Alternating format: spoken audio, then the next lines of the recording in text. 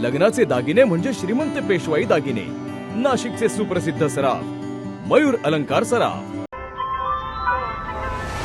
ताज्या बातम्यांसाठी नाशिक न्यूजच्या YouTube चॅनलला सबस्क्राईब करा आणि बेल आयकॉनला प्रेस करा।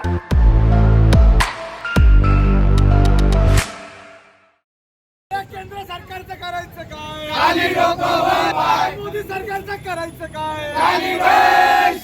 राज्यामध्ये निर्माण झालेल्या गॅस टंचाईच्या विरोधात ठाकरेंची शिवसेना आक्रमक झाली असून नाशिकच्या शालिमार परिसरातील कार्यालयासमोर आंदोलन करण्यात आलंय। आखाती देशांमध्ये निर्माण झालेल्या युद्धजन्य परिस्थितीमुळे व्यावसायिक गॅसचं वितरण ठप्प झाल्याचा परिणाम राज्यातही दिसून येतोय। या पार्श्वभूमीवर ठाकरेंच्या शिवसेनेच्या वतीनं शालिमार येथील कार्यालयासमोर निदर्शने करण्यात आली आहे।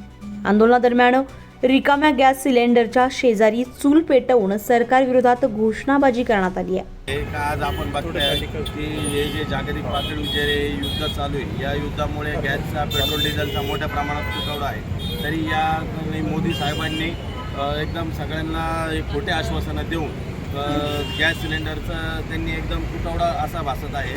आणि हे जे आहे येणाऱ्या काळात हे गॅस सिलेंडर हे बंद होणार आहे। तरी आम्ही 2014 साली मोदी साहेबांनी आश्वासन दिलं होतं की आम्ही पेट्रोलच्या डिझेलच्या गॅसच्या भाववाढी आम्ही कमी करू, पण असं काही झालं नाही। तसेच वाढलेल्या गॅसच्या किमती वाढलेल्या आहेत। तरी इथं आम्ही युवासेनेच्या वतीने तीव्र आंदोलन आणि याचा जाहीर निषेध करतोय। सिलेंडर भेटत नाहीये, सिलेंडर भेटत नाही असं कुठलाच भाग नाहीये। सरकार हे आपल्याला वेड्यात काढत आहे, आम जनतेला वेड्यात काढत आहे।